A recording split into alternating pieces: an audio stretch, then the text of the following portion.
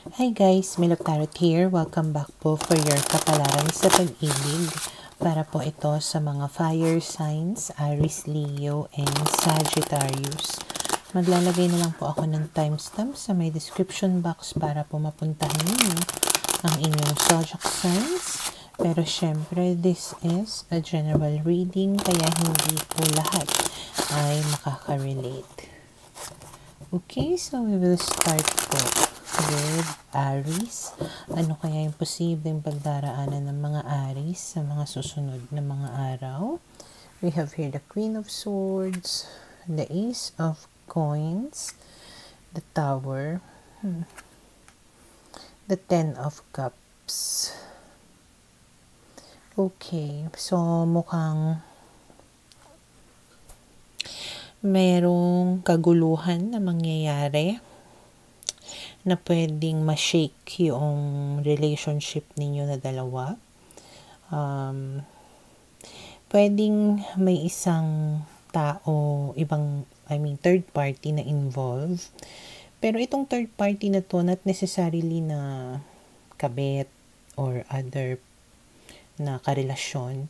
It can be anybody na pwedeng manggulo sa relationship ninyo. Pwedeng matandang babae or masungit na tao, mapanakit na tao, parang ganyan. Okay? So, pwede niya na pwede siyang mag-cause ng gulo na makaka-apekto nga sa relationship ninyo na magkarelasyon. Okay?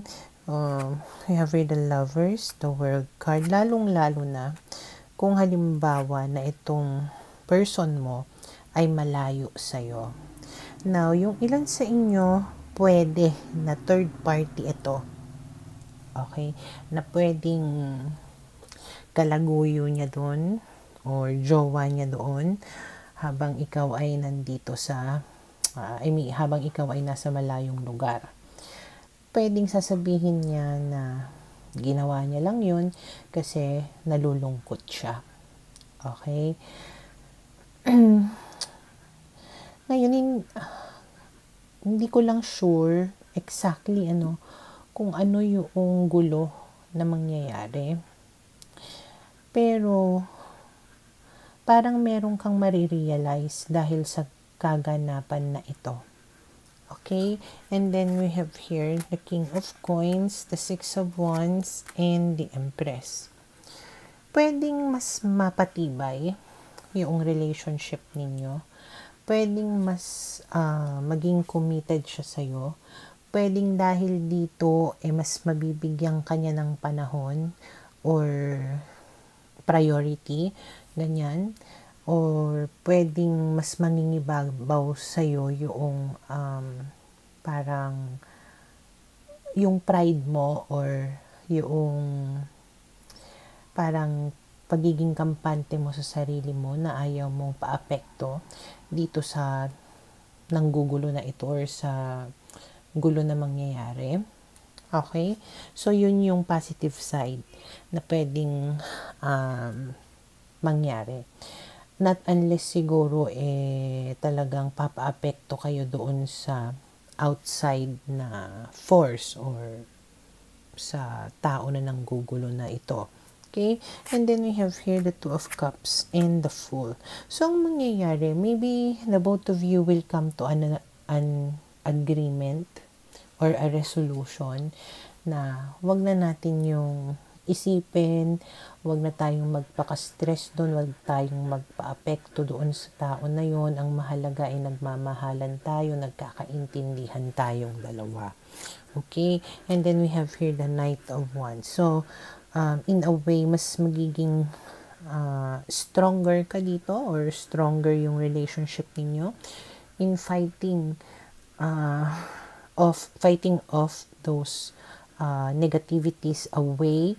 Parang nire-resist ninyo yung mga pagsubok na yan, yung mga sumusubok na manira sa relationship ninyo. Bottom line is kung paano ninyo i-handle itong tao na ito na manggugulo sa inyo. Okay? So for now, ito yung nakikita ko na posibleng mangyari sa mga Aries.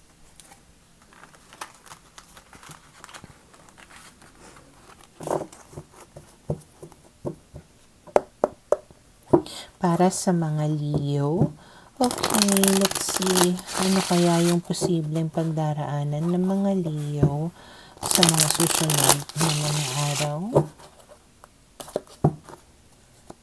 We have here the Ace of Swords, the Empress, the Star, and the Seven of Coins. Okay, kung nagkakalabuan kayo ng person mo right now, or kung wala kayong communication ng person mo, maaaring mag-reach out na siya sa'yo or makipag-usap na siya sa'yo para linawin ang mga bagay-bagay. At dahil sa magkakaroon kayo ng open forum or open na pag-uusap or honest na pag-uusap, maaaring mas maging kampante ka dito.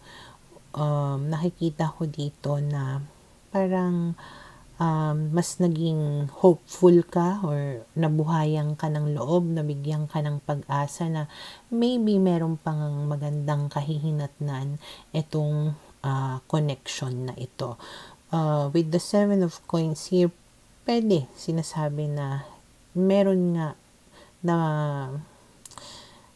kahihinatnan ito, pero you need to be patient. Hindi siya instant. It's a work in progress. Parang kailangan mo talaga na mag-effort, or the both of you need to put effort or work on the relationship. Okay? And then we have here the Nine of Cups. So dahil dyan, maaaring makaramdam ka ng contentment, happiness sa mga susunod na mga araw, stress-free, worry-free, relax ka lang, chill ka lang, okay? Happy, chill, worry-free. And then Three of Coins, ibig sabihin nga, parang talaga nagtutulungan kayo dito na dalawa in order to achieve yung maganda na samahan or relationship. Okay, and then we have here the Ace of Cups, the Devil, and we have here the Death card. So, nakikita ko nga dito na maaaring mag-umapaw yung emotions or yung pagmamahalan ninyo sa isa't isa sa mga susunod na mga araw. And then the Devil, pwedeng mas maging stronger pa yung inyong samahan or relationship. And nakikita ko rin dito yung mga magagandang development or pagbabago sa dynamics ninyo na dalawa. Okay? And then we have here the Five of Wands, the Seven of Swords. Pero, there's a possibility na magkaroon kayo ng conflict.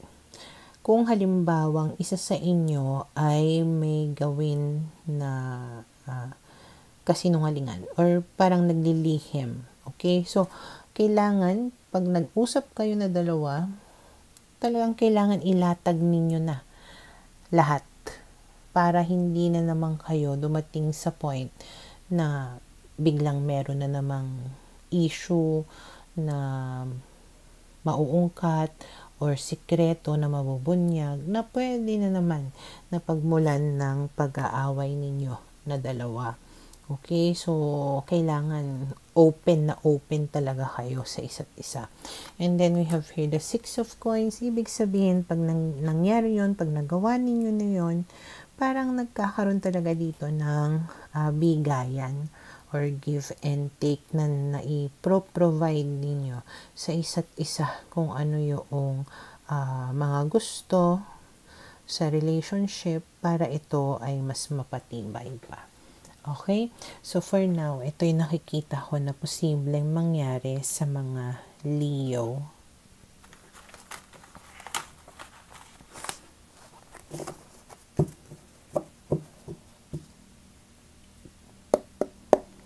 Para sa mga Sagittarius, okay, let's see. Ano kaya yung posibleng pagdaraanan ng mga Sagittarius sa mga susunod na mga araw?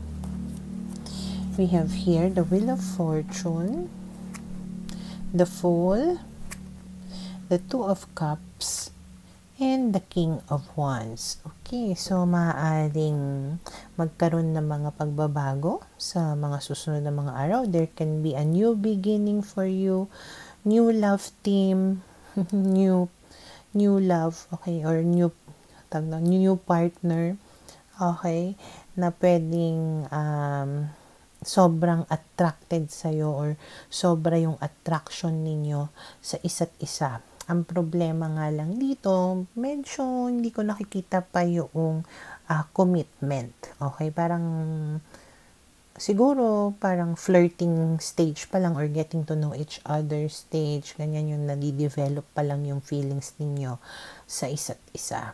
Okay, parang MU pa lang, no label, ganyan. And then we have here the 8 of Swords, the 9 of Coins, the Ace of Wands, and the Death card.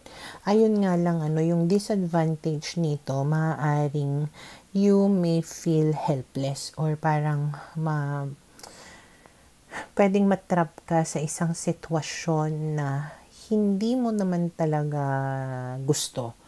Some of you, maaaring pumayag kayo sa setup nga na tipong wala kayong commitment pero may nangyayari sa inyo, parang situationship, pwedeng landian lang talaga, ganyan.